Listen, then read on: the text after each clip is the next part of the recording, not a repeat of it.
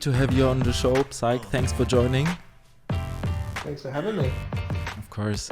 Why don't you tell us a little bit more about yourself as an artist and how you got into the space, into NFTs? Yeah, sure. Well, I'm Psych, a co-founder of Deadfellaz with Betty. I got into the space through crypto, and my background is a digital artist. Ever since, I guess, university, I was always dedicated to digital art. I never really found much interest in the more traditional art side, so I always gravitated to, I guess, gaming and online activities and things like that. So I had a lot of digital art connections and friends, and part of that was Depthcore, which Justin Bell ran with some friends, and for a number of years we created a lot of digital art together as a group. And then as NFTs started kicking off a little bit, probably late, like 2020, I guess, some rumblings started going around of like a lot of friends that were digital creators for a long time that were friends of mine starting to hop in. So that kind of just got me interested in the space, seeing like a lot of inactive connections start to fire up again. It was quite exciting to see everyone excited about something, and that's basically my entry point. And from there, just dove in, basically. Yeah, that's pretty cool. I mean, Deadfellaz is a pretty big project, pretty well known in the space, and the art is pretty nice. I love it. How has it started with Deadfellaz? Like, what do you think has helped you to get so visible and get so recognized from the people in the space? Well, initially when we first launched, like we always had a very large, I guess, emphasis on the art side and doing things for the sake of creativity. So we had quite a stealthy launch right up until we actually launched. It was quite stealthy. Like we just had a Discord. We were doing some traits, just pushing those out, like art teasers, had a lot of back and forth with the community and just games and people just hanging out and kind of getting around the zombie theme and horror theme, and a lot of things that were our inspirations formed our initial, I guess, community around music that we liked and films that we liked and just creative content that we liked. And then from there, it just kind of blew up when we launched. And I think that one of the main things is that has kept us, I guess, in popularity within the space has just been trying to keep that authenticity. Like we always try and respect that initial mission to just be true to ourselves and, you know, keep creativity as a core value of the brand. No matter what we're building, we're always trying to build something that's, you know, essentially cool and vibes with that initial direction. So yeah, I think that's been a mainstay point for us. Okay. Yeah, sounds like you've been doing kind of like a little bit of testing and asking the community of what they like and what they don't, and then you've been kind of gravitating to the direction or to the middle ground, let's say, between what you like and also what the community likes. So is it like that, or how was it in the early days? In the early days, I think that it was very much just artist-led. So it was only me that was working on anything. So I don't think we really had any real pushback. It was more so that we would just move in the direction of where we had the most positive reactions. We did find that we had a real natural flow with a lot of people that were in the community because they had gravitated to us naturally. We weren't really advertising. We weren't doing anything like that. It was just people that were kind of jumping in. This is before the days of grinding away, trying to get into allow lists and things like that. True. Like a lot of people would just share, you know, things that they loved about horror or they loved about, you know, just the themes that we were building Deadfellaz around. People just kind of got in there to chat. Like it was very collaborative Okay. period for NFT art. A lot of people were exploring their own artworks. People were exploring their own, I guess, dev, paths and things as well. So it was a cool collaborative time. That's interesting. And you said you didn't really do much advertising and allow list grinding, so people didn't need to jump into the Discord and do some stuff to get on the list, let's say. But you were the first ones who used this mechanic of an allow list, I guess. Yeah, I think that we were one of the first, definitely.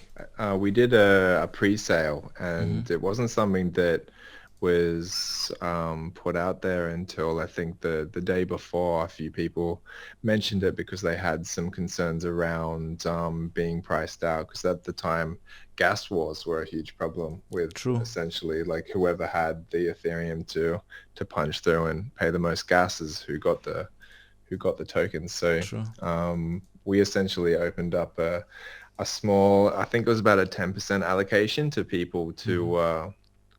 to pre-sale the tokens, and then we paid the gas and we sent the tokens out after the public mint, which worked out quite well because we had a lot of the community that was in there from the very beginning wouldn't have been able to participate if it hadn't been for that. So Yeah. And what do you think are the drivers for success in at Deadfellaz and the project in general? I think that the brand in general, we've got a very strong brand personality, Mm-hmm. which within this space is definitely a powerful thing to have because there's just so much noise. True. I think that people can feel what we're about from the beginning. And we still have the same messaging. We still, voice our concerns very publicly, and we True. talk in the same way that we did when we launched. So Betty as a personality is very strong for our brand. She's very strong, very consistent, and True. uses her PFP across everything that she does, which, I think is a very strong flagship use case for True. PFP use in digital identity within NFTs. Um, yeah, I think there's many factors as to like why where we're at where we are now. Mm. Another one of them being that we've always had our heads down trying to do what's right for the space in general, and then also for our project. So, True. um, we've always been trying to think ahead to see where we should be Yeah, in order to, help shape the space and also help shape the Deadfellaz brand for definitely. longevity. Yeah, yeah. I mean, people and collectors in the community, they can really feel that you're trying to give everything, and it's publicly shared. When you are part of the community, you can really see that what's happening.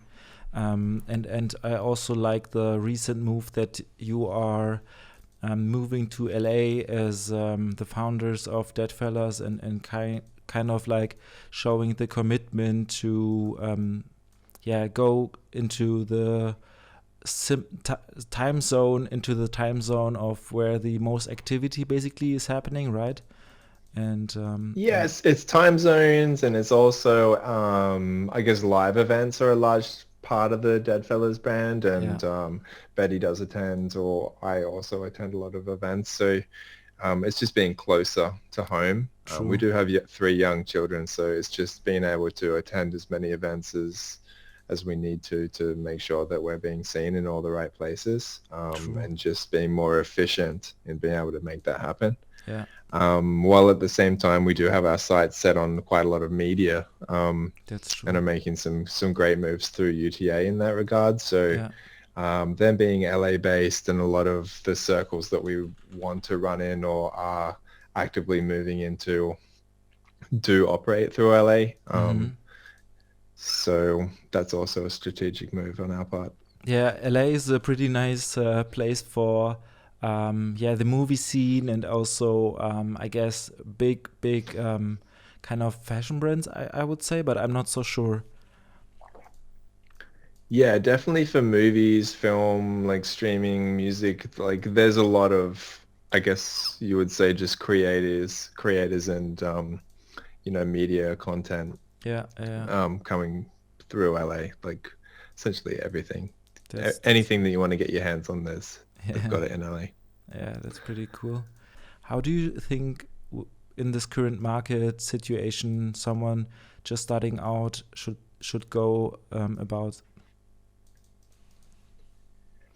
I think it's a bit of a balance, right? It just Yeah. depends who you are as an artist, but I think that like there's some core things that you can do for yourself as a digital artist in general. I think Mm-hmm. that pinning yourself to being an NFT artist is not a negative thing, but I think it's something where you can quite easily pigeonhole yourself into Mm.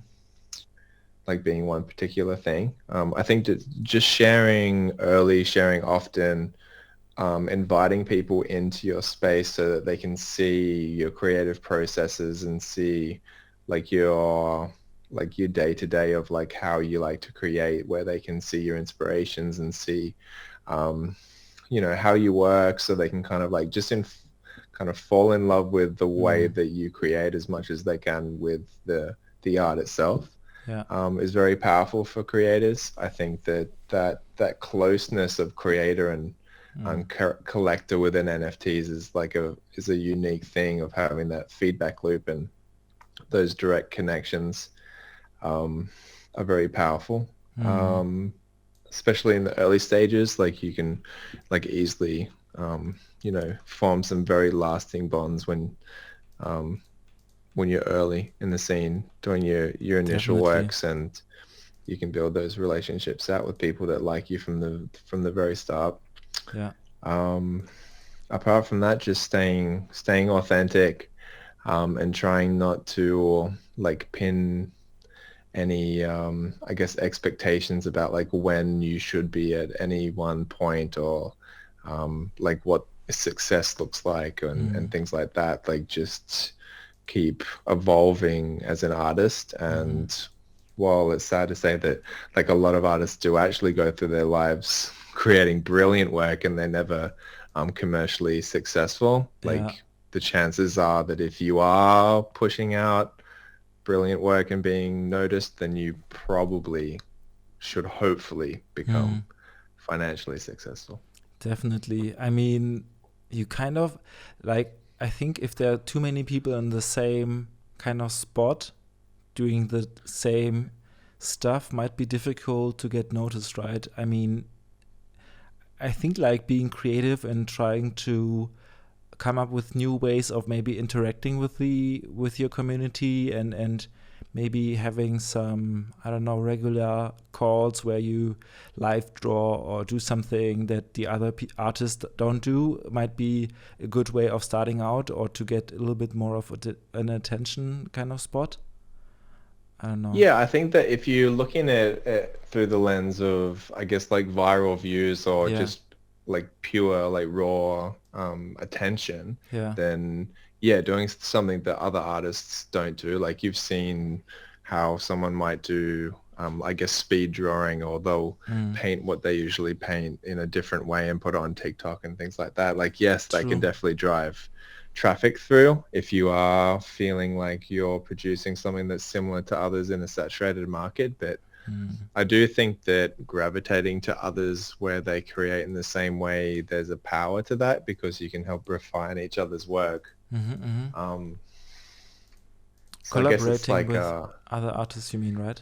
Or kind of like, yeah, I would say like I'm of the mind of where you should always just gravitate to people that are doing things that are similar to you and that inspire, as long as they're inspiring you. mm-hmm. Like it's you should never be like kind of cutting off or burning any bridges because you fear that their work is like so similar, or that Okay. their work is so strong that it makes yours look bad. Yeah. Like those collaborative relationships are some of the most like I was early in digital art at like what 15 or 16, Mm-hmm. and chatting with like 28-year-olds or 30-year-olds that Mm-hmm. were like creative directors and whatnot in New York. And Nice. while it's daunting and you feel like your work looks like complete shit compared to theirs, like unless you try and collaborate and try and like soak in that knowledge and like run in those circles and see if you can at least try and keep up. Yeah. Like it's the way that you push yourself and you continue to be inspired. If you're continually scared of being overshadowed, then you just, you're kind of doomed to fail. Definitely. Yeah, I think it's pretty cool to connect with like-minded or like artists out of the space and basically connect, as a human being and see what they are doing and if you can do something together maybe even or learn from them, just have a chat. And I think that's also the power of Web3, right? So we can make it use. Exactly. Yeah, and I think that's like the real power of collaboration and those friendships is that you don't really know what form those might take in the future. Like you Yeah. could end up working for the same company. Maybe they end up being a director and they take you on as being someone that just looks after composition, or like there's just so many, like there's such a broad spectrum of creative output Yeah. and creative professions that, through the digital, I guess, evolution. You even look at NFTs, like the way that professions can like splinter into all these new roles. Like you don't really know where any of those relationships or where any of like the work that you're pushing out, like where those opportunities are going to lie. Like we're not just always talking about like getting your art into a gallery. Like there's just such a multitude of options of where your work just being out in the world could get you. Like Definitely. I became an art director for a corporate agency because I was noticed by a friend that some of my work was being shown in California in like a super obscure place, but Okay. it ended up with a corporate opportunity. So Nice. you never really know what like what's going to result in what. So I would just say like just get out there and collaborate and don't really like focus too much on what it's going to end up at.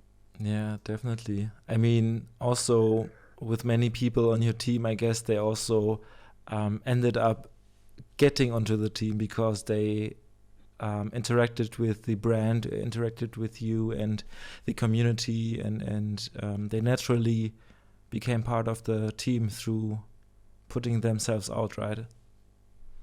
Yeah, that's true. Yeah, a lot of our team came through just authentic connections of people that were really vibing with the energy of Deadfellaz through like myself as an artist, with Betty as a vocal founder. And it felt natural. Like we hired from a lot of our community and it's worked out really well. Like we've just had people joining the team that we already aligned with on multiple points. So it was always an easy onboarding. And I guess like you're bringing people in that already know the brand vision. So True. there's not really too much that you need to do. Like it's Yeah. more so just on the corporate side of just aligning, Yeah. the strategy side.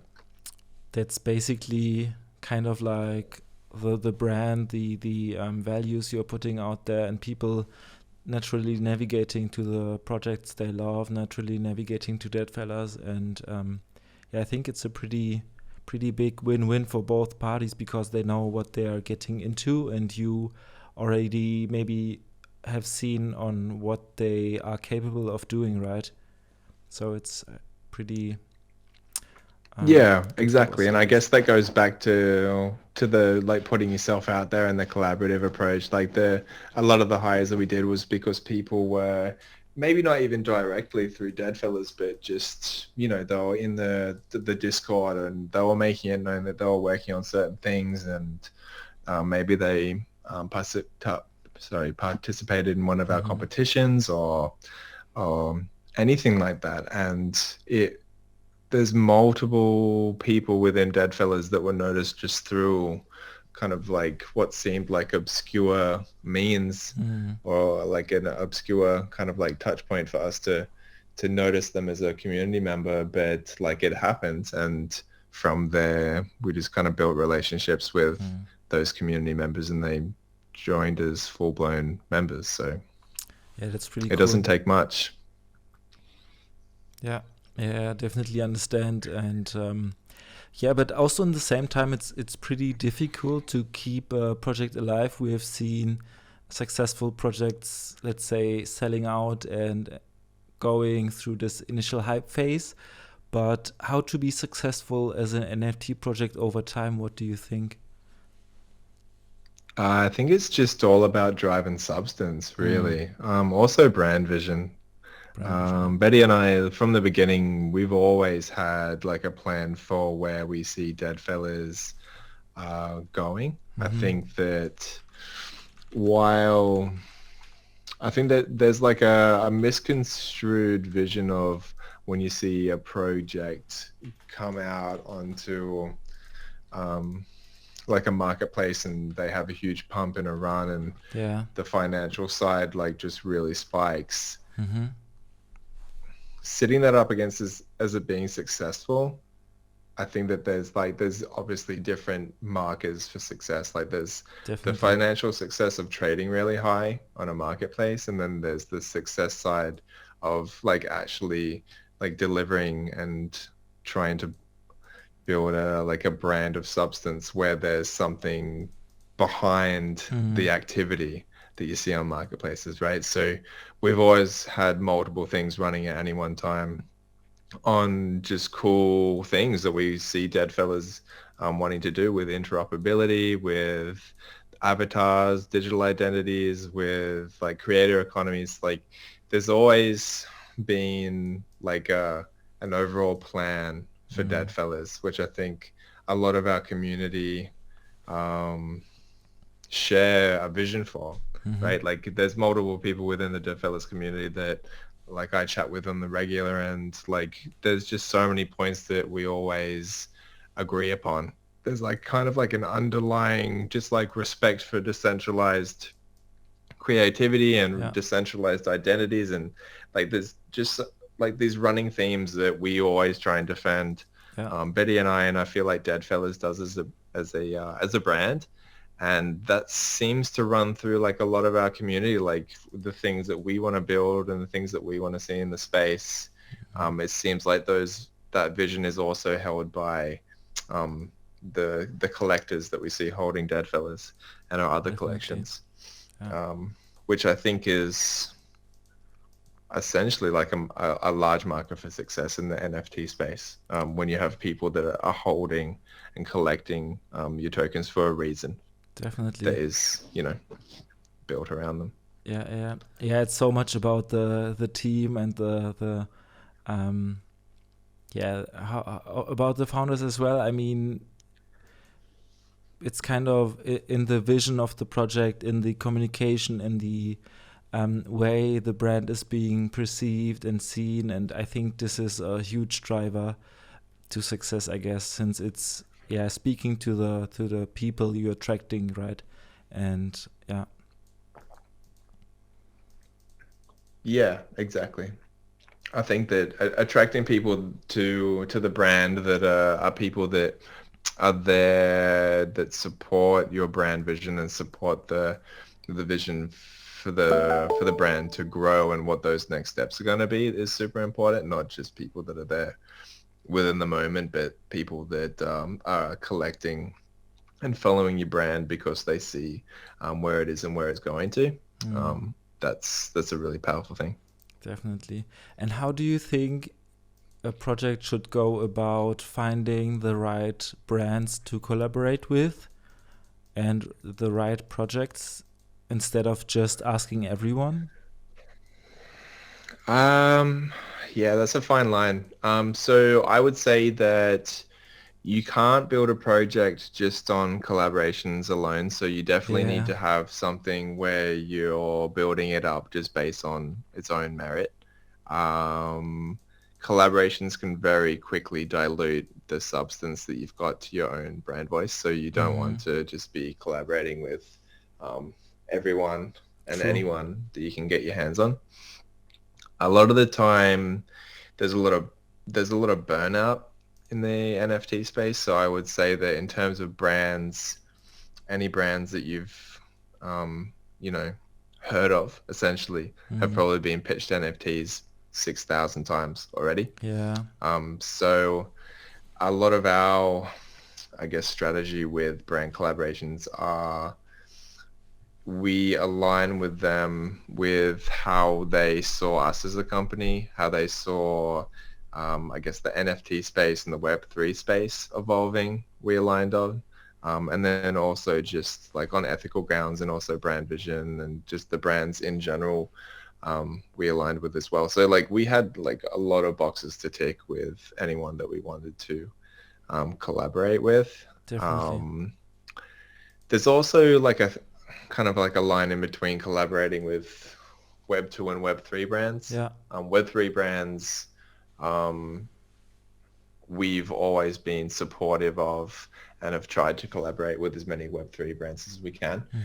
Hmm. Web 2 brands, I would say, has been our most successful, have been our most successful ventures just because they're so well set up. Like a lot of the Web 3 space is built sprinting. True. And I think that having the reliable nature of Web 2 brands that have been around for a long time, Definitely. in combination with, I guess, the new nature of Web3 and like Hmm. the Deadfellaz brand, and you combine that with like a solidified Web2 brand, it's just Hmm. been like a really powerful thing to bring those two things together. Yeah. Web3 brands collaborating, I think that um, like while that's really cool, um, I do think that in a lot of cases it wears out pretty quickly. So Hmm. it's nice to kind of venture into new grounds for your collaborations. Definitely. I mean, many NFT projects we have seen that are counting on those collaborations because they believe that having many collabs with some known projects in the Web3 space might spill over some success to you as well. But what do you think about, yeah, that? Is it like only the collab, or what other things does a project need to tick off maybe from the checklist to be perceived and well known and grow basically? I think it's just having an actual vision for what you see Yeah. the brand being. So like the brand needs to have some kind of value to it, really. Like Yeah. what's the staying power? Like what's the reason that people are going to show up every day and support the brand and see what's going on with the brand? And Yeah. like can someone look at the plans that you've got and see like where it's going to be next year, where it could be in Hmm. 5 years time? Like is there time worth investing Yeah. by getting to know you and getting to know that brand, or are you going to be gone? So it's just making all of that known, making that as strong as accessible as possible so that people can, fall in love with what the vision is for the company or the product or Hmm. like whatever it is that's underpinning the like the brand that you're trying to launch essentially. Hmm. All right, cool. And coming back to that, fellas, I've seen that you've launched the Infected Season 1. It's looking pretty cool, and yeah, it's also was pretty difficult, I guess, to get one, right? Because it's so limited and they were so rare. But yeah, I really love the work, and yeah, the response from the community, I think, was also very positive, and also introducing the shadow fella and how you're going to yeah, create one out of this. Maybe you can talk a little bit about that as well. Yeah, yeah. So S1 was season one, so that was last year. So the ones Mm-hmm. that just launched was season two, which we call S2. And yeah, so that's a collaboration with all sorts of artists that I really respect in the space. Mm-hmm. It is quite a low token drop. I think it's around 70 artist collab tokens and then 13 tokens with the shadow fellas. Mm-hmm. They're just intended as, um, being a celebratory Mm-hmm. collaboration that we do yearly without, extending the Deadfellaz ecosystem by any kind of large amount. And they do just go out to 10K holders, and there's a few other tokens that got dropped out to, our other collections like Betty Pop and Friends. The Shadow Fellaz I'm super excited for, because we had some customs within S1 that we were doing and then minting as part of the collection that as I was going through that, I came up with the idea for the Shadow Fellaz because we were thinking, like, why take that opportunity and just take that away from the person that potentially ends up with that token on the secondary market. Like, we can just keep them in the shadows, I guess you could say, until someone decides that they do want to do a one-of-one, because they were a collaborative process, the other one-of-ones within S1. We don't have any one-of-ones within the actual 10K, so these have always been, split off into the different collections of S1 and S2. And yeah, I'm excited to collaborate. We're going live with those being able to be redeemed from the 13th of this month. Cool. And how is it We going already to have a few collectors. Essentially, we're going to collaborate with or I will personally be collaborating with the different holders when they decide that they do want to do it. And then it will replace the Shadow Fella. Will they say on what trades they want to have, or will you just like, how does it work to redeem the Shadow Fella and the custom? It's a one-on-one session. Nice. And they do get to say what trades they want. Obviously, there's a little bit of creative back and forth, but it is, it's a creative process, and it's what I kind of saw myself wanting to do, kind of being able to collaborate with people personally. Was something that I wanted to see. Yeah, and how many are there Shadow Fellaz again? There's 13. 13 Shadow Fellaz. Okay, that's pretty dope. And I saw, I think, one being listed. I'm not sure, but they must go for such a high price, right? I don't know if there were some sales. I think, yes, I'm just having a look. If there was like I think there was like a sale for 5,000 and two for $5,000. They were sold for this amount, a Shadow Fella. So people are definitely interested in it because it's super rare. I mean, I didn't know that they get the chance to talk to you and be in such a collaborative back and forth to basically form their unique one-on-one. So it's pretty cool. I love the idea. Yeah, it's one thing that I've always loved. Well, I came into the NFT space as an artist for quite a long time. I was just creating for the love of it, of my own like personal illustration and things like that. And that feedback loop, and I guess like even circling back to our conversation at the beginning of like the early days of Deadfellaz and creating the traits and things like that. Like I don't think that grassroots like art focus is something that we ever want to truly lose, like elevating ourselves to a point where we're untouchable as creators. At least like myself, I definitely don't want to end up there. So I think that it's just going to be a really cool, fun thing to do. It's like slightly terrifying at the same time, because I do hope that everyone's like vibing with what they want to do, and I don't get anything that's too dank. But we'll see what happens. Yeah, I'm excited to see them as well. And you said the process starts on the 13th? No. Yeah, we'll be taking them on from the 13th. Okay. We just needed a slight break after the S2 release. Okay, cool. Yeah, that's pretty amazing. And then maybe I would love to talk about the current market. And you said that initially with your project, you had like an allow list. You did everything manually. And you, from what I remember, also sent out the Deadfellaz from the allow list mints personally, like one by one, right? and basically, Yeah, the system. Yeah, yeah, the system that we had set up at the beginning. yeah, Yeah, it was like on an older laptop. yeah, that's And we pretty were cool. just manually deploying each Yeah, token one by one. I think that yeah, was about 1300. So it took a little while. yeah. You also paid the gas, right, for those.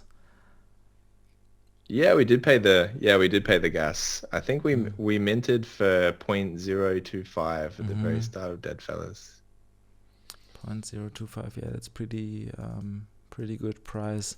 And do you think like the current market and the current needs of like NFT projects and the current needs of the market with allow list, do you think we are gravitating somewhere else, or do you see like anything that you would love to change, or do you see any problems in this kinds of regards? I think that like there's always going to be problems. I think it just depends on if the project is handling everything authentically or if Mm. they're just shifting it into being,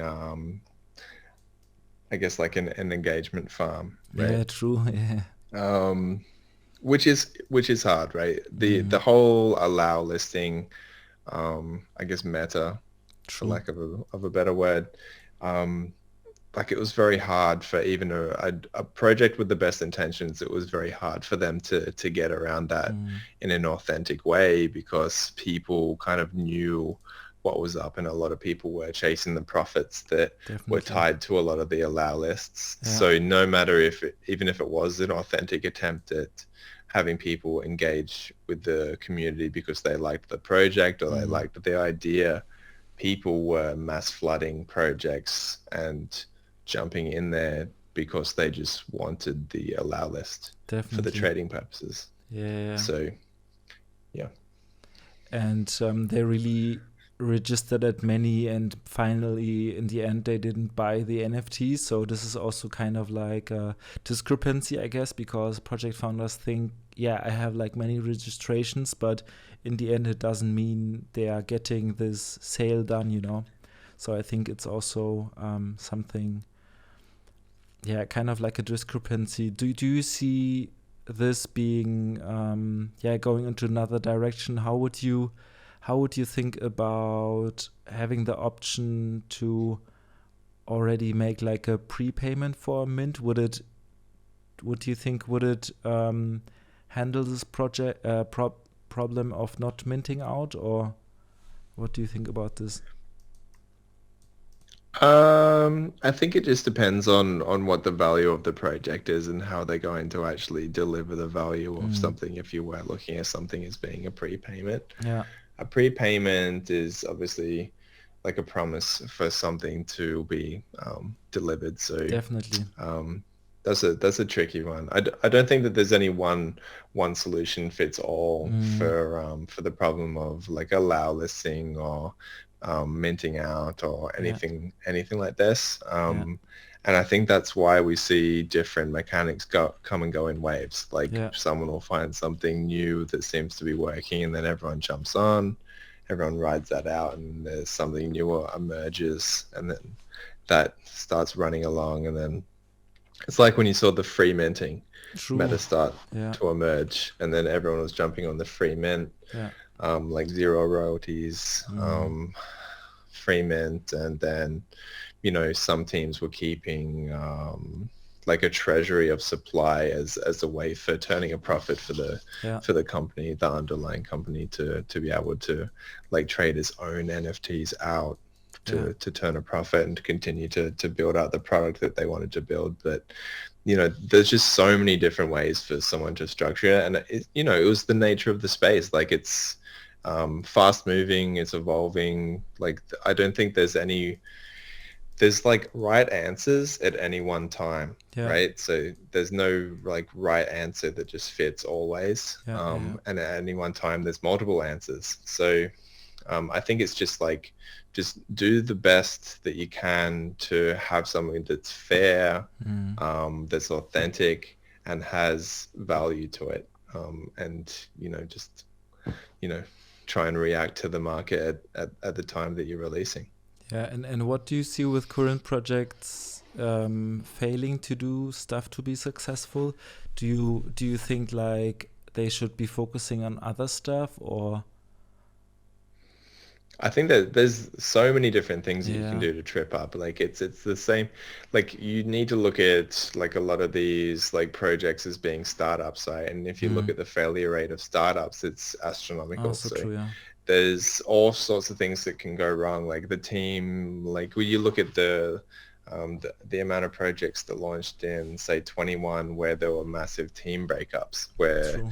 the devs and the artists and so the team that were running the Discord and like a lot of these teams came together just for a project that they Yeah. didn't really know each other that well. Like all of them, like maybe they're skilled professionals, maybe they're not, maybe they're not, but just on a personal connection level, they all fell out. Just they couldn't get along well enough to run the company together. True. So like there's just so many factors to these projects doing well. So I think like you just need to try and get across all your bases, like Yeah. treating your community with respect. Like there's customer service in there, isn't there? So like you Yeah, need to definitely. make sure that you're treating people with the respect. You're hearing out their concerns. You're hearing out what they want, what they think they want, what they actually do want, like what's going on in their heads. Like there's a whole customer journey and things that are connected in with the NFT space. So Yeah. I think that it's just a very complex Yeah, equation. definitely. There are so many different things going in there. But what would you say was one of the biggest, maybe also not only wins, but what was like one of your um, biggest fails, and how have you maybe made it a success? Is there something you want to talk about? Oof. Personally or within Deadfellaz? Good question. Maybe, yeah. What comes into your mind? Can also be personally. I'd love to hear Um, it. Yeah. Biggest fail. I think I stuck around in very toxic agency environments Ah, for okay. a long time, Yeah. for probably too long. So that's probably one of my largest fails. Okay. They ended up being a win because it gave me a very thick skin, but at the same time, that's super toxic, and just putting up with workplace abuse isn't something that you should get used to. So I think that's Definitely. probably my largest fail, not getting out of that kind of environment quicker. Yeah, true. I mean, also kind of for me, to be honest, because COVID and everything, like not having the pressure from society, from your friends, because everyone was basically focusing on their lives and not worrying, or not like I didn't really feel the need anymore to prove stuff to to someone else out there. So Yeah. I really focused on what I want, and this helped me also to navigate through my professional career and to change direction basically. And how was it with you also with the time of COVID, and that you said to yourself, okay, it's enough, I don't want to be in this space anymore. Like I don't feel attracted by this corporate, and want to do my own stuff, or was it another factor that helped you get out? Yeah, No, it's also definitely a huge factor. definitely Yeah, cool. exactly the same. Yeah, Exactly yeah, the same thing. yeah, So just basically just throwing it in and being like, you know yeah, what, like it's either chug along and just keep on this trajectory of burning yourself, yeah. running yourself into the ground True. for companies and whatever else, or like Yeah, just go all in for yourself. And that's true. that's what we did, and it's worked out. Yeah, it's pretty cool. I mean, I think you just need to turn off the switch and basically start believing in yourself, right? Because it's possible, because you believe into yourself and know that you're capable of doing stuff on your own. And I think like people who are wanting to get out from one position and do their own stuff, they just need to realize that it's possible and start working for them.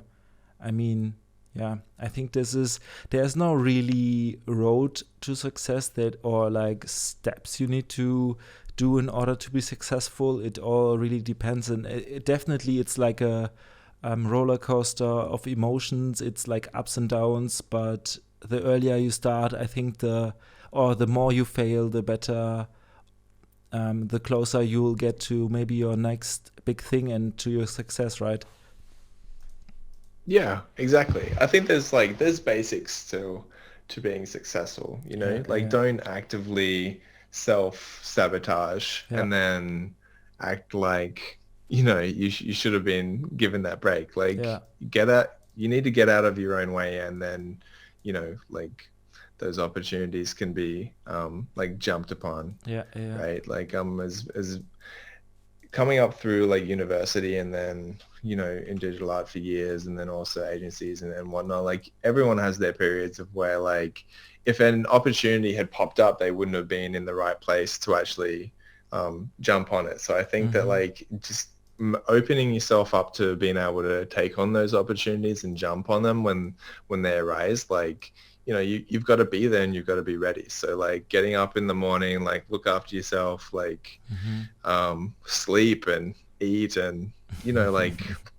it's easy to just kind of slip into that degen kind of lifestyle of like drawing all day and you're drawing all night and you Mm, just end up in like yes you're creating but you're in a rut. yeah, So like you need to like find some routine, look after yourself, like get yourself in a place where when opportunities arise, you're there to take them rather than, you see them and you just let them pass you by. definitely. I mean, don't get or be stuck in a bubble, right? I mean, if you're, let's say, at home and always doing your stuff, it's hard to have like kind of like a measure of success maybe, or like a measure of yeah, progress. So I think you were talking about this routine and being ready and being able to see things coming up. I guess it's important as well. Yeah, I guess it's just diversifying like where Diversifying. it is that like you can see opportunities arising from. Yeah, yeah. Like you don't want to get too like obsessive on any one thing. Or like kind of half finish things and then jump to the next thing. Like I just know so many creatives and like I've always like had to actively battle myself on that as well. Like Mm, kind of starting something and then you don't really share it and like so many things that you do have creative merit, but then no one sees it and you just move to the next thing. And definitely. it's like it's something that's exciting. Like I love like picking something up and completely obsessing over it and then learning like a whole new style of illustration and then just like then never showing it to anyone and then just moving to the next thing. But it's like those like unshown things that like can really flesh out like your journey as an artist. And I think that in every field, like it's like when people is first starting to learn new like coding languages and things like that, like I think there's just always um, merit to sharing all of that. And then Mm-hmm. also like I said before, like looking after yourself at the same time, like Definitely. actually have relationships with people that are also coders or artists, Mm. like talk to them, like, or like try and go to events or like step out of the regular circles that you're in or like just make opportunities for yourself that aren't going to have to like directly swim right by you, like someone emails you for an illustration job, like create opportunities for yourself. Yeah. Well, thank you so much, Psych. Before we wrap things up, is there anything you wanna, yeah, tell us or? Um, hmm. I'm very excited for the next couple of months of Deadfellaz. Okay, that's good. Yeah, shifting into the States, got a new company structure, got a lot of things on the horizon that we've been building out for Deadfellaz utilities, cool media stuff I can't mention, but Okay. there's all sorts of cool things. I'm always excited about Deadfellaz. I try not to talk about it too much so it doesn't seem like too much of a shell, but Yeah. yeah, always always bullish on doing creative things with Deadfellaz. It's always a great day waking up and working on Deadfellaz. That's perfect. Yeah, I love it too, and following you guys along. Yeah, I'm super excited as well, especially with the big brands you've been collaborating, especially also you bringing out new stuff. You can really feel that it's going forward, and I also love the new slash newer hires that you made. And also the Twitter Spaces Betty and the team is hosting. I really like the insights of how it is to work for Deadfellaz and how everyone is doing different things. So it's also very interesting to get to know the diverse people of Deadfellaz and the team members. So it's pretty interesting and pretty exciting to listen to the different voices as well on the Twitter Spaces. And I think there was also, I guess Betty mentioned that she wanted to do like a podcast, but I guess it more so went into the route of doing some Twitter Spaces, right? Mm-hmm. Yeah, there's definitely a Betty podcast on the horizon. I think that anyone that listens to Betty on a Twitter Spaces realizes how strong she is within that setting. I do host the spaces sometimes, but Betty's such a beast on the spaces that I'm definitely like the intern. I'm the intern of spaces. So that's I think that those are always great. The team that we've got around us is fantastic. I can't really speak highly enough of everyone that's joined the Deadfellaz team. They're an absolute pleasure to work with, and they've excelled in every way. Definitely. I mean, I think I can remember from the COO and also the I forgot her name, but the project manager basically, who is also who naturally navigated towards Deadfellaz, and they told us that the work is like during the interviews. I remember from the one space she said when she was asked, okay, what do you like doing, or what's that you can bring to Deadfellaz, the interviewee couldn't answer because usually with interviews you kind of have the standard answers that you think your partner would like to hear, so you always kind of don't tell them the truth, I guess, but more so what you think they want to hear. But in the Twitter space, I really could feel that it wasn't this case, and you really like to bring people to the team with what they really vibe with, I guess, and what they are passionate about, and what they also are as a person, I guess. So it's pretty nice. Yeah, no, definitely. I think you're referring to Steph, who joins from Steph. Netflix, and Steph. Yeah, she's fantastic in every way, actually. So I'll say the same thing about everyone that joined us. Like, I guess like we're a little bit greedy in that way. Like we love hiring the best people that we love. So. All right. Okay. Thank you so much, Psych. Was brilliant talking to you, and have a good day. Thanks, Yini. Thank you. Appreciate it. Bye.